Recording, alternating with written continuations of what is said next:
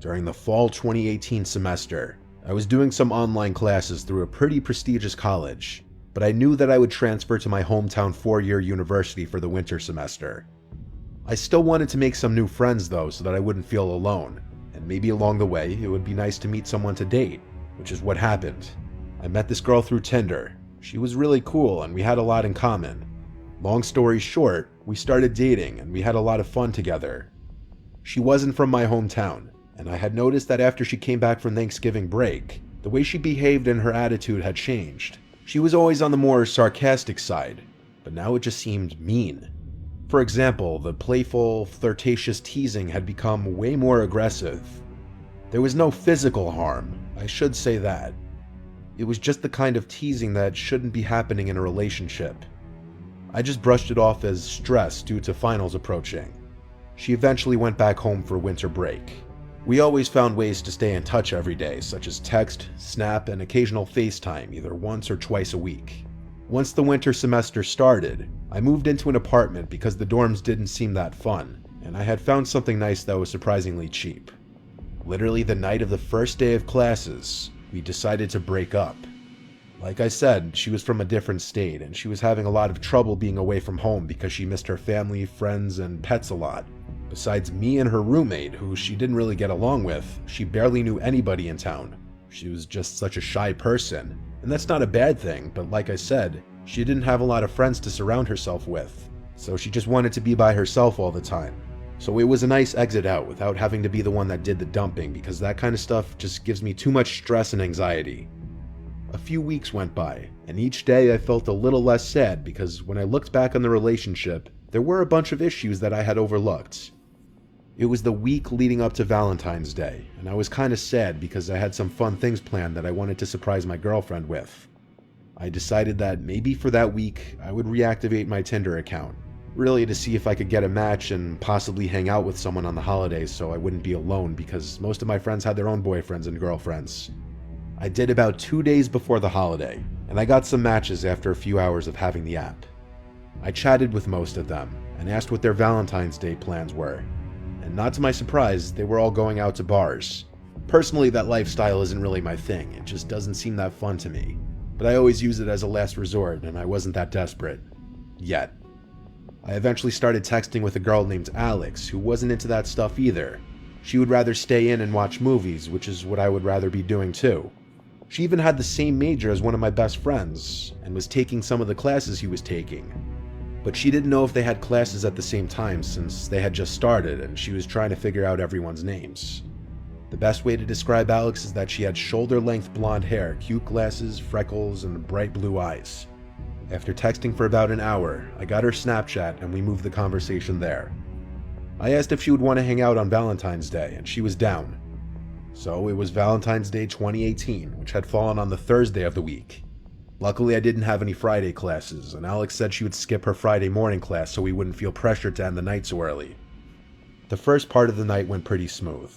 We got some McDonald's, saw a movie, and then walked around the downtown area for a while. To spare you the details, we eventually went back to my apartment and had sex, and to be honest, everything went great. She asked if she could spend the night because it was snowing out, and her place was about a 10-minute walk away. So of course I told her she could stay. We eventually fell asleep around 1 a.m. I'm a pretty light sleeper, especially when there's someone else in the bed with me. Around 3 a.m., Alex woke me up as she was getting out of the bed, but I didn't make her aware that she woke me up. It was pretty dark in the room, but I could see that she was walking towards the bathroom. She turned the light on and shut the door so that it wouldn't seep into the bedroom. I was very tired, so I just went back to sleep. I awoke again around 5:30 a.m., and to my surprise, Alex wasn't in the bed next to me. I turned to see if she was still in the bathroom, but I couldn't see the outline of the light, so that meant it was turned off. I wasn't in too much of a shock yet. I was just curious as to where she was. So I sat up and grabbed my phone off my bedside table. I didn't have any text from her saying that she had left, but I was able to see that the clothes she'd been wearing earlier were still on the ground next to mine. So she was still here somewhere. I then heard a creak come from the other side of the bedroom. I could see that Alex was just standing in the corner, back facing toward me. I was really freaked out. I quietly called out her name and asked if she was okay. but there was no response. I turned on the lamp I had on the bedside table. It didn't create too much light, but there was enough. I got out of bed and walked over to her. She was just standing there, not even moving. I was so creeped out, but I wanted to see what was going on. I gently placed my hand on her shoulder and said her name again, and there was no response.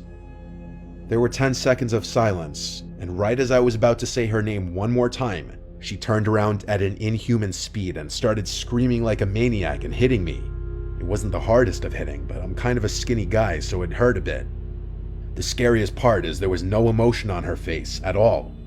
I backed up and fell over onto my bed, and she followed me, still screaming and hitting me. After about 30 seconds of this happening, she ran over to her clothes, grabbed them, and ran out of my apartment. I got off the bed and ran to my front door, which was left wide open, and she was gone. I shut it and locked it. I then noticed there was a horrible smell coming from the bathroom. The door was shut, and when I opened it, the horrible stench came out. I turned on the light and found the room in a mess. The shower curtain was ripped off, my medicine bag had been thrown on the ground, and my floor was wet. The worst part was that she defecated and smeared it on the mirror. I called the police immediately, and they sent an officer to my place. They asked if they could see her Tinder and Snapchat profile, but of course, both had been deleted. I only had one picture of her that she sent on Snapchat, and I had screenshotted it because it was a cute-looking picture, but she was using a Snapchat filter in the picture. Sadly, there was not really much police could do except take a report and keep an eye open for her in the area. They advised me to have a friend sleep over later that night in case she would try to break in, which is what I did. I called one of my best friends, Rob. He was the one who had the same major as Alex. He came over later that night and I told him the whole story. One of the classes she said she was taking, that my friend was also taking as well, was a pretty small class that only met twice a week. I showed Rob the picture I had, and when I asked Rob if he knew her, he said he had never seen her in class. Rob and I watched a movie and fell asleep around 12 a.m.